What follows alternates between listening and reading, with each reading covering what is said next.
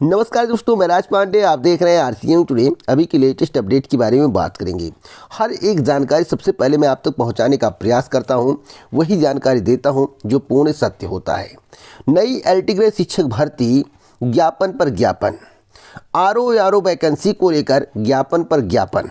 नई प्राथमिक शिक्षक भर्ती को लेकर चुटकी भर लोगों के द्वारा धरना प्रदर्शन। अब चुटकी भर लोगों का जो जिक्र आ रहा है, इससे आप नाराज मत होइएगा। मैं कुछ ऐसी बात आपको बताऊंगा जिसे सुनकर आप खुश हो जाएंगे।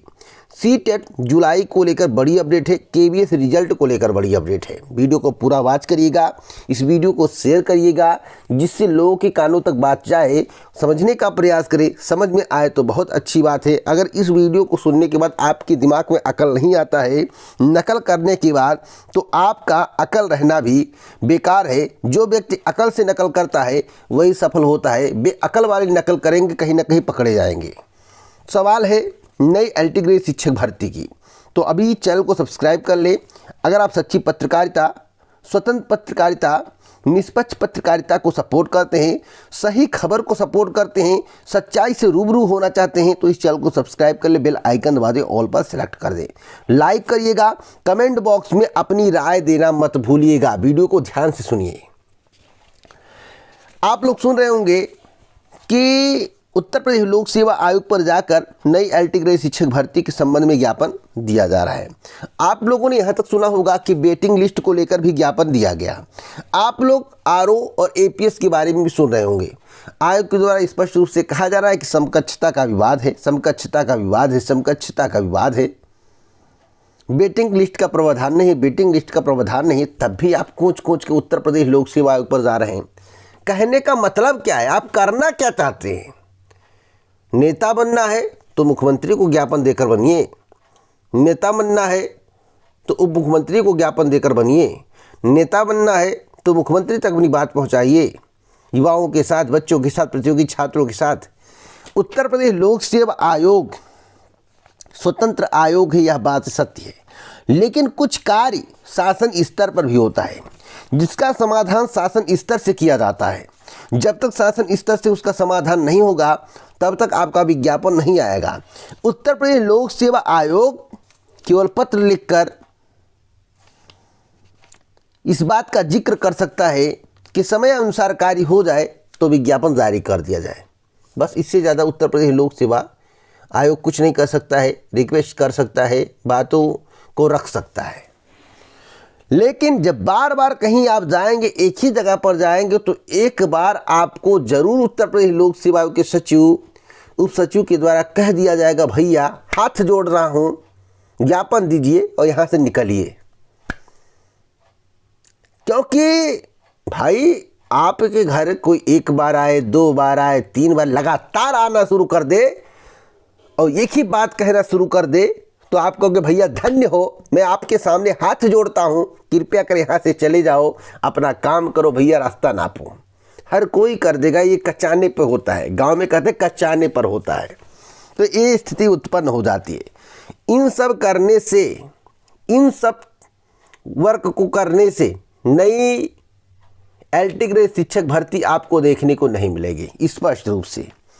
अगर आप वास्तव में युवाओं का भला चाहते हो, प्रतियोगी छात्रों का भला चाहते हो, नेतागिरी में आगे नाम कमाना चाहते हो, नेता इसलिए बने हो कि जिससे शिक्षकों, युवाओं का भला हो, प्रतियोगी छात्रों का भला हो, तो आप सीएम से मिलिए, सीएम को ज्ञापन दीजिए। तब देखिएगा करिश्मा विज्ञापन आपके समक्ष होगा। वैसे विज्ञापन जो है 1 से 1.5 माह बाद आएगा, यह निश्चित है। एलटी ग्रेड की मैं बात नहीं कर रहा हूँ, एपीएस और आरओ की बात। बाकी एलटी ग्रेड का जो असली पेच है उसे सुनिए। असली पेच है कि नए आयोग के माध्यम से भर्ती हो या पुराने आयोग के माध्यम से, यानी कि उत्तर प्रदेश शिक्षा सेवा चयन आयोग के माध्यम से, जिसका गठन नहीं हुआ है, या फिर उत्तर प्रदेश लोक सेवा आयोग के माध्यम से। अब आप कहेंगे कि अध्याचन पहुंच गया है, तो भैया ये बताओ, क्या किसी आयोग को अध्याचन भेज दिया जाए तो क्या अध्याचन वापस नहीं हो सकता है? कमेंट बॉक्स में अपनी राय दीजिएगा। तो आपको इस मसले को सबसे पहले हल करवाना है।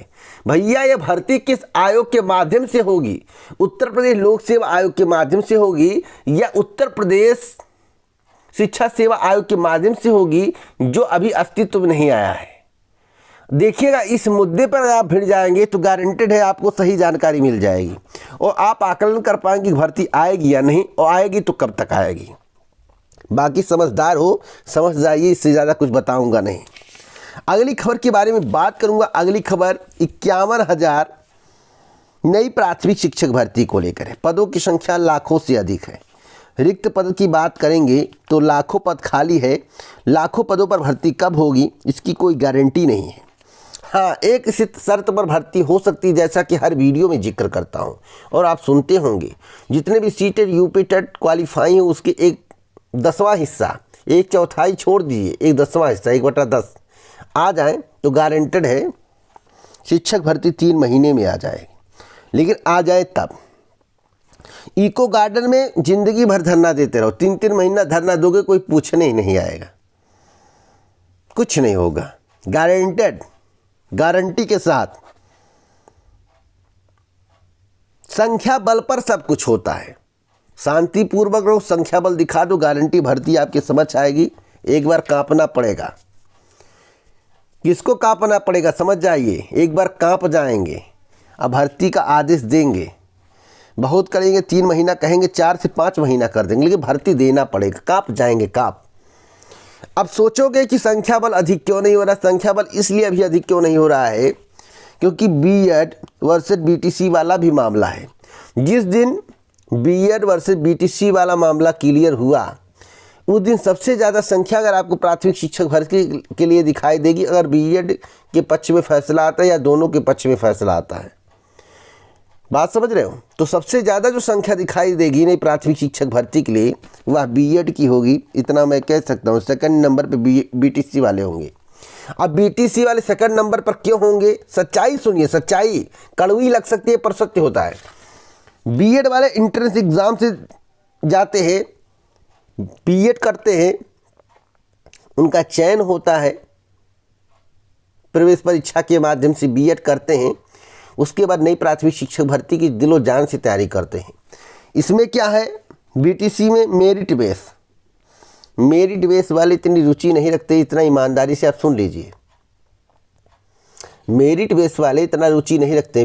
बीटीसी वाले संस्कृत 80% 90% मैं जानता हूँ भैया। बीटीसी में भी ब्रिलियंट है, लेकिन ब्रिलियंट से ज़्यादा केवल मोबाइल देखकर कीवर्ड सर्च करने वाले हैं। इसलिए बीएड वर्सेस बीटीसी का जो मामला है उसका समाधान अप्रैल के सेकंड पखवाड़े तक हो जाएगा। ऑर्डर आपके समक्ष होगा, उसके बाद देखिएगा क्या रंग लाएगा। अगर चाहेंगे तो, अगर प्राथमिक शिक्षक भर्ती की तमन्ना होगी, प्राथमिक शिक्षक भर्ती चाहिए तो ज़रूर मैदान में आएंगे। और आएंगे तो बड़ी तादाद में आएंगे। मुझे याद है 68,000 शिक्षक भर्ती, 69,000 शिक्षक भर्ती, जब शिक्षक भर्ती की मांग चल रही थी तो संख्या कटाप को लेकर जब हो रहा तो धरना प्रदर्शन लखनऊ में हो रहा तो मजमा लगा हुआ था। 60 और 65, 40-45 वाला मामला था। हमें याद है, मुझे बताने की आवश्यकता नहीं आपको। बाकी आगे ईश्वर की इच्छा जो भी अपडेट होगा मैं आपको अवश्य दूंगा। बस चुटकियों के साथ धरना देकर अपनी बेइज्जती मत करवाइए। अगर किसी को वीडियो बार बार बनाना है तो उसके लिए आप धरना प्रदर्शन कर सकते हैं, लेकिन ईमानदारी है, संख्या बल नहीं है तो आप किसी भी काम के नहीं हैं, आपका धरना बेकार है। ईमानदारी से बोल रहा हूँ, सत्य को सुनिए, सत्य को पहचानिए, अटल सत्य यही है। बाकी पसंद आए मेरी बात तो चैनल को सब्सक्राइब करके जाना, आगे आने वाली सभी वीडियो को देखना, क्योंकि एजुकेशन के साथ साथ अन्य मुद्दों पर भी चर्चा करता हूँ, विस्तार से जानकारी देता हूँ।